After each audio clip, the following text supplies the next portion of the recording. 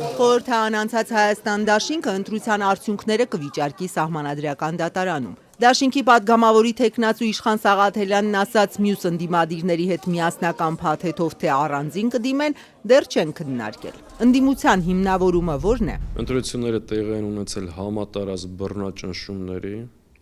բռնությունների եւ ապօրինությունների պայմաններում։ Ակնհայտ իշխանությունը իր վարչական պետական ռեսուրսներով, նաեւ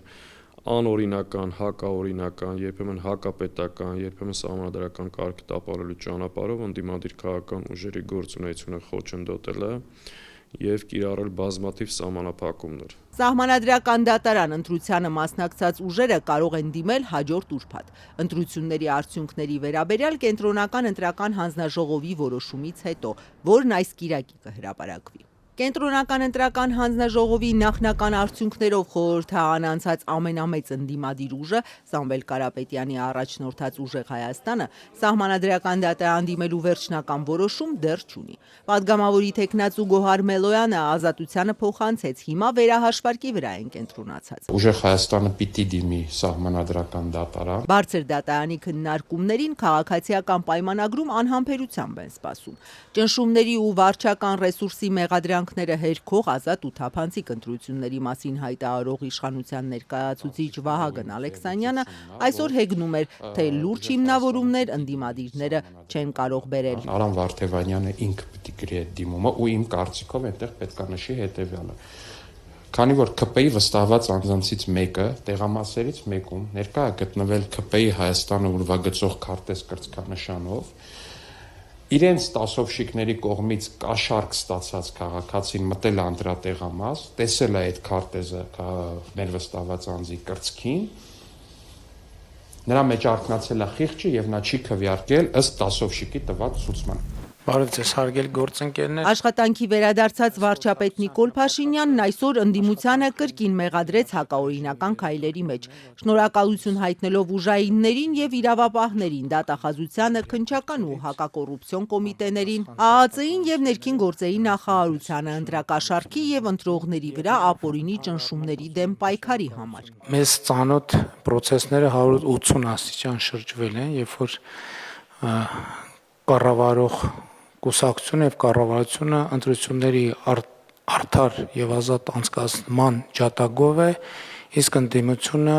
որպես գործիք ունի հիմնականում ընտրությունների արդյունքները կեղծելը եւ կեղծիքների մեխանիզմներ օգտագործելը։ 9-րդ գումարման խորհրդարանում մեծամասնության ձգտող, բայց ըստ ԿԸՀ նախնական գնահատականի այդ արդյունքը չգրանցած ընդդիմադիրները չեն թաքցնում, իշխանությանը հեռացնելու տարբերակներ են քննարկում։ Ուժեղ Հայաստանի ցուցակը գլխավորող Նարեկ Կարապետյանը Facebook-ում տարածած կարճ տեսանյութում իշխանափոխության երկու տարբերակից էր խոսում։ Մեկը ընտրությունն է, մեկը փողոցային պայքարը։ Փողոցային սահմանադրական ճանապարհով պայքարը։ Փողոցային պայքարի արդյունքում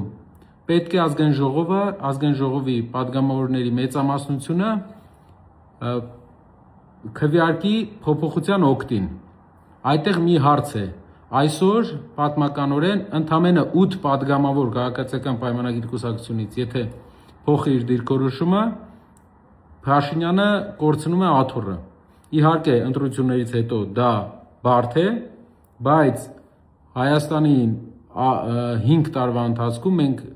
մեծ հնարավորություն կարող ենք տեսնել այդտեղ։ Սահմանադրությամբ վարչապետին անվստահություն կարելի է հայտնել նրա նշանակումից ոչ շուտ, քան 1 տարի հետո։ Հայաստան դաշինքից Իշխան Սաղաթելյանը պնդեց, պայքարը շարունակելու են, աչքի տակ ունենալով նաև փողոց դուրս գալը։ Ներսում դիմադրություն պահելը ու կազմակերպելը անհրաժեշտություն է։ Հիմա դա ինչ ճանապարհով կլինի, երբ կլինի, ինչ ձևաչափով, սա արդեն ժամանակը եւ ընթացքը ցույց կտա։ Իսկ մանդատներ վերցնել-չվերցնելու հարցը Սաղաթելյանի խոսքով կորոշեն վերահաշվարկից եւ Սահմանադրական դատարանում արդյունքների վիճարկման գործընթացից հետո։ Կարևորում էր, որ ընդդիմությունն այս հարցում միասնական լինի։